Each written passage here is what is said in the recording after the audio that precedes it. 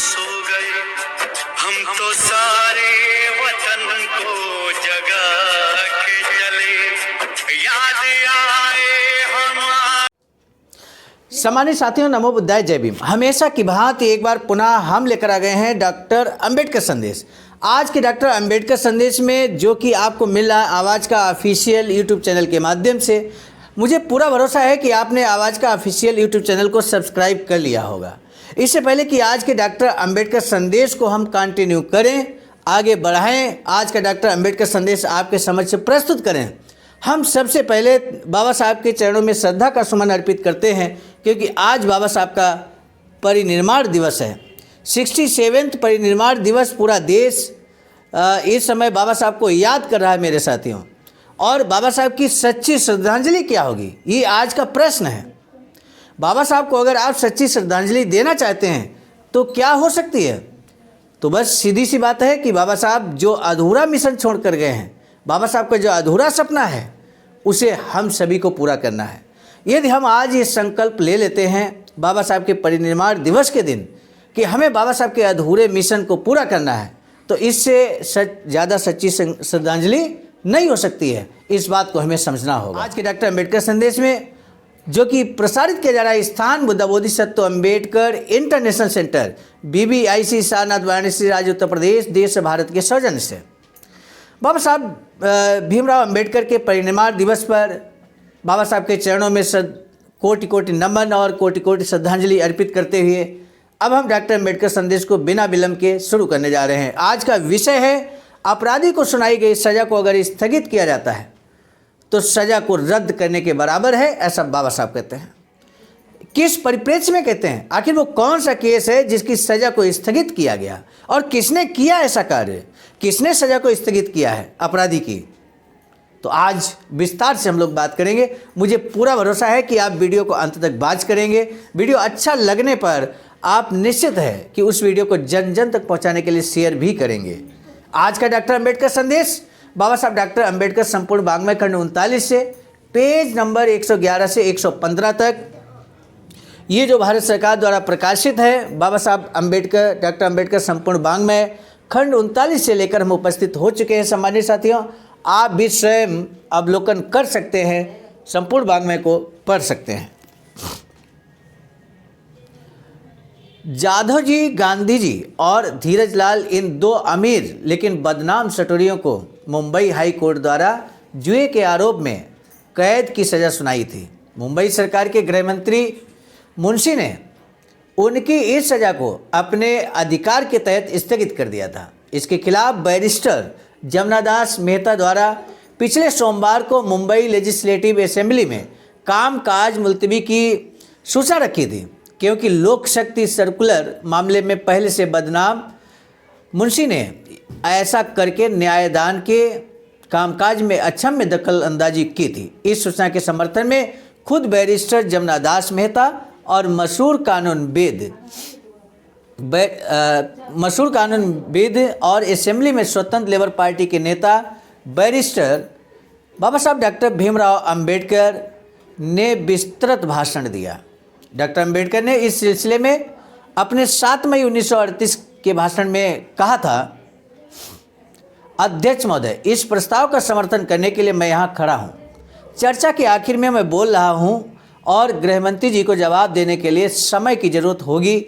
इस बात को ध्यान में रखते हुए मैं यहाँ जो कहना चाहता हूँ वह संक्षेप में कहूँगा। मेरी अपनी राय व्यक्त करते हुए एक बात जो मैं कहना चाहूँगा वह यह है कि जिस कृत्य को लेकर ये निंदाजनक प्रस्ताव लाया गया है उसके घटित होने को लेकर मुझे विस्मय नहीं होता।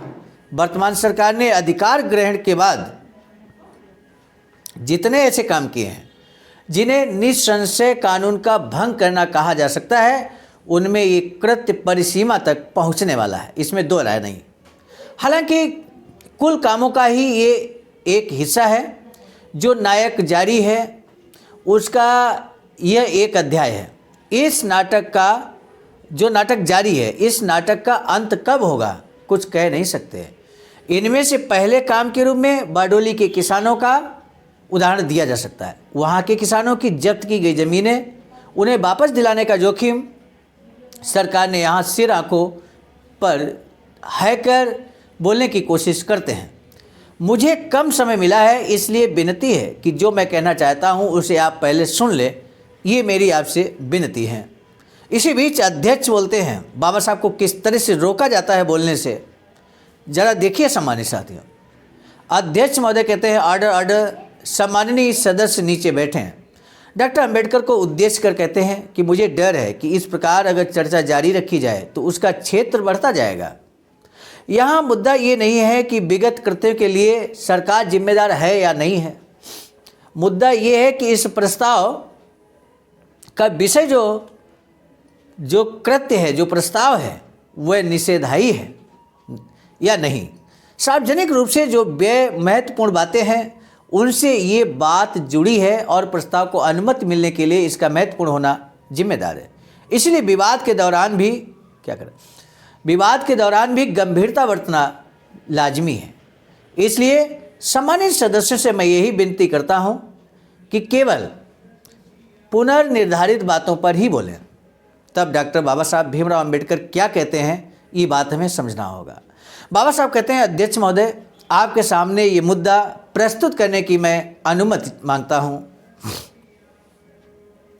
कि तुलना के लिए किसी बात को निर्धारित करना और इस विषय को युक्तता तय करने के लिए, उसके बारे में चर्चा करने के लिए उसका निर्देश करना, इन दो बातों में फ़र्क है।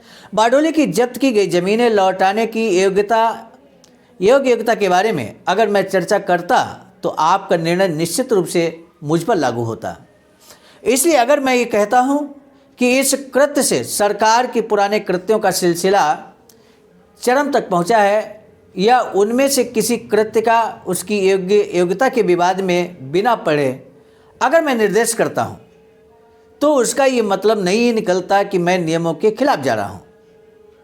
ऊपर बढ़ाइए। अध्यक्ष कहते हैं कि तय बातों के मसले सभा के सामने हैं। अन्य बातों का अगर निर्देश किया जाए तो चर्चा के दौरान अन्य विषय भी सामने आ सकते हैं। इसलिए स्थूल रूप से अन्य विषयों की ओर निर्देश करने की अनुमति देना मुझे योग्य नहीं लगता। डॉक्टर अंबेडकर कहते हैं कि अगर ये बात है तो मुझे सभा के सामने रखे गए विषयों पर ही बोलना होगा। बाबा साहब कितने अनुशासित ढंग से अध्यक्ष महोदय की बात को मान लेते हैं और कहते हैं कि यदि हमें अनुमति नहीं है एग्जाम्पल देने की तो ठीक है, जो विषय निर्धारित हैं सभा के समक्ष हम उन्हीं विषयों पर बात रखेंगे। सभा के सामने जो विषय हैं उनके बारे में बस यही कि बताना चाहता हूं कि इस मुकदमे से संबंधित सभी बातों का हमें पता नहीं चल पाया है। जो भी पता चला है बस अखबारों के जरिए ही पता चला है। हमारे सामने कोई पक्का सबूत नहीं है। इस मुकदमे से संबंधित सच बातें सभा के सामने रखने की विनती सम्माननीय गृह मंत्री से की गई थी, लेकिन उन्होंने वैसा नहीं किया।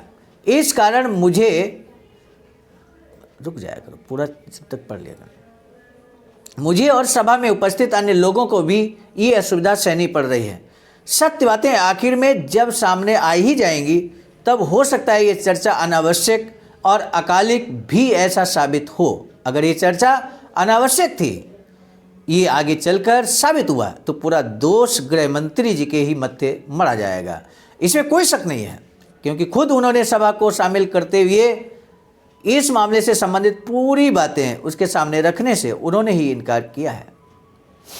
अगर इस प्रस्ताव को ऊपर बताए तरीके से अगर रखा जाता तो शायद प्रस्ताव रखने वालों की ओर से शायद वापस भी लिया जाता या अन्य सदस्य इस चर्चा में हिस्सा लेने में अपनी कोई खुशी नहीं बताते हैं। हालांकि गृह मंत्री ने ऐसा कुछ भी नहीं किया। अगर ये चर्चा व्यर्थ होने की बात सामने आती है तो जैसा मैंने ऊपर कहा है तो उसके लिए गृह मंत्री ही जिम्मेदार होंगे। ये बात सदन में हो रही है और सदन जो अध्यक्ष हैं और बाबा साहब, अध्यक्ष और बाबा साहब के बीच जो वार्तालाप है, एक तरह से जिस तरह से कोर्ट कचहरी में बातचीत होती है उसी तरह से यहाँ पर सदन में, चूँकि अपराधियों की सज़ा को माननीय गृह मंत्री ने माफ़ कर दिया, स्थगित कर दिया है, और इसलिए सदन के अंदर बाबा साहब किस तरह से बात को रखते हैं हम उसी को आपके समक्ष जिक्र कर रहे हैं। आप सभी जानते हैं कि बाबा साहब चूँकि लायर भी थे, एडवोकेट थे, और इसलिए बाबा साहब अकाट तर्क दिया करते हैं। उनकी बात को काटना असंभव होता है किसी के लिए, इसलिए बहुत ही तर्कपूर्ण ढंग से बात बाबा साहब ने यहाँ सदन में रखी है। बाबा साहब कहते हैं कि अखबारों से हमें मिली जानकारी के आधार से इस मामले में अगर सोचा जाए तो ये मुद्दा उभरता है कि अपराधियों की सज़ा को स्थगित करने लायक क्या कोई जानकारी इस सभा को प्राप्त हुई है। सम्माननीय गृह मंत्री जी उस पर शायद कहें कि हाई कोर्ट के पास सज़ा को स्थगित करने का अधिकार नहीं है, इसलिए हाई कोर्ट द्वारा सज़ा को स्थगित करने से इनकार किया जाना सही कदम हुआ कि गलत, ये सवाल ही यहाँ बेमानी है। मसला ये है ही नहीं। पते की और महत्वपूर्ण बात यह है कि सजा याफ्ता अपराधी की सजा कम करने अथवा रद्द करने का जो अधिकार कानून गृह मंत्री को सौंपा है, उसका उन्होंने सही इस्तेमाल किया या नहीं किया। तारतम्य जांचने की खास सहूलियत उन्हें अधिकार के रूप में सौंपी गई है, उसका उन्होंने सही इस्तेमाल किया या नहीं।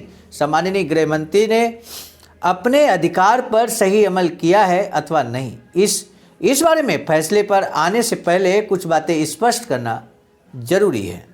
अखबारों की जानकारी के अनुसार इस बारे में जो पहली बात तुरंत ध्यान में आती है वह ये है कि इतने बड़े पैमाने पर जुआ खेलने वाले ये लोग दरिद्री नहीं थे, ये पक्की बात है। पेट के लिए रोटी कमाने का कोई अन्य उपाय उनके पास नहीं था, इसलिए वे जुए जैसे निंदनीय उपाय की ओर मुड़े या उन्हें मुड़ना पड़ा, ऐसी बात नहीं थी। हाथ में आई जानकारी से पता चलता है कि ये लोग अमीर बनिए हैं, उनके पास तगड़ी पूंजी है, कई कंपनियों के मालिक हैं, शहर के विभिन्न हिस्सों में उनके दफ्तर हैं। कुल मिलाकर बहुत बड़े पैमाने पर उनका व्यापार चल रहा है। इसे बिल्कुल नहीं कहा जा सकता कि दरिद्रता के कारण या विपरीत आर्थिक स्थितियों के कारण उन्हें दुर्भाग्य से जुआ खेलने की राह अपनानी पड़ी हो। जो स्थितियां दिखाई दे रही हैं उससे बिल्कुल उल्टे हालात साफ नजर आते हैं। इसलिए ऊपर बताए गए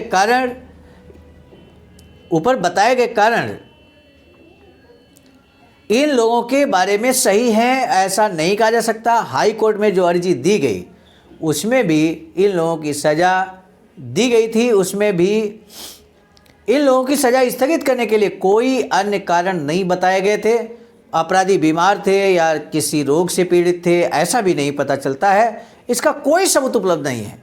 या फिर उन पर कोई बड़ी पारिवारिक आपदा आई थी जिसके कारण उन्हें मुक्त किए जाने के अलावा कोई चारा ही नहीं था, ऐसा भी कुछ पता नहीं चला है। इस बारे में तथ्य हमारे सामने आए हैं, उनमें ऐसी कोई जानकारी नहीं है, इसलिए ऐसा कोई अनुमान भी नहीं लगाया जा सकता।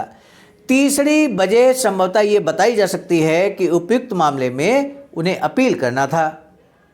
इस बारे में जो भी कहना हो वह सभी जानते हैं। गृह मंत्री मुझसे अच्छे तरीके से जानते होंगे, वे मुझसे भी बड़े वकील हैं।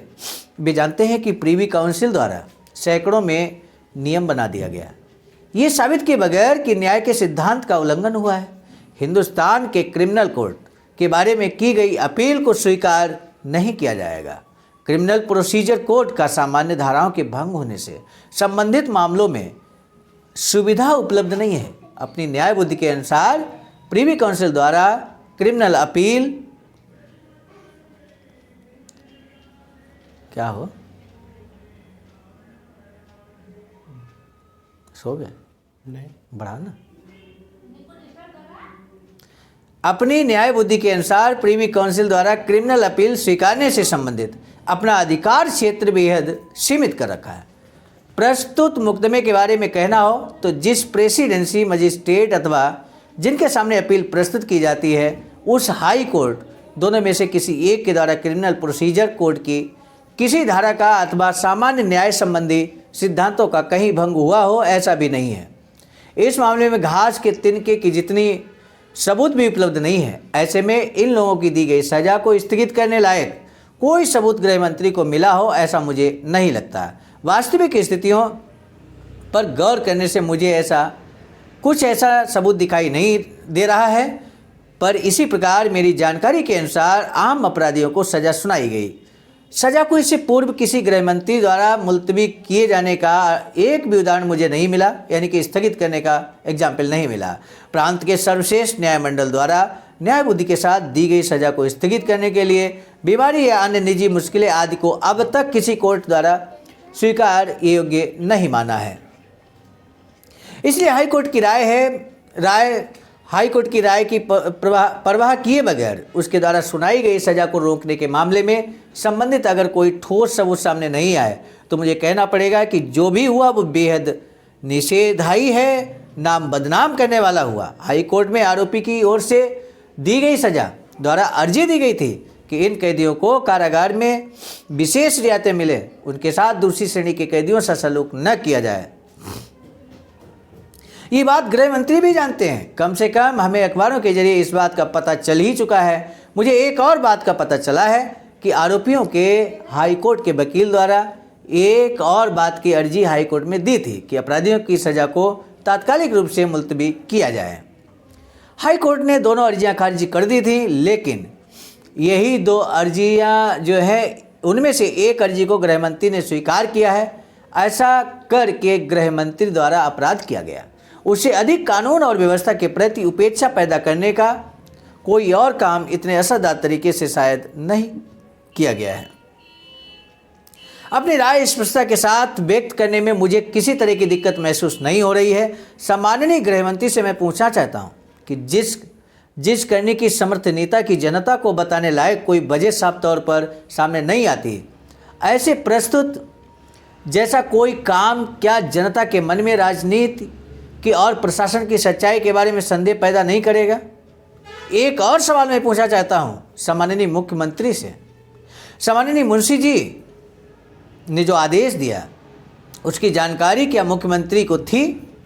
ये आदेश मंत्रिमंडल की अनुमति से लिया गया था क्या, या फिर गृह मंत्री ने अपने अधिकार में आदेश निकाला था? बाबा साहब ने बहुत कड़वे प्रश्न रख दिए सदन के सामने, मुख्यमंत्री के समक्ष, गृह मंत्री के समक्ष। इस सवाल को उठाने के पीछे तगड़ी वजह है। नए संविधान के अनुसार कांग्रेस का मंत्रिमंडल सामुदायिक जिम्मेदारी के सिद्धांत के अनुसार राज्य का कामकाज भले हमारे पास इसका कोई पुख्ता सबूत ना हो तब भी चला रहा है।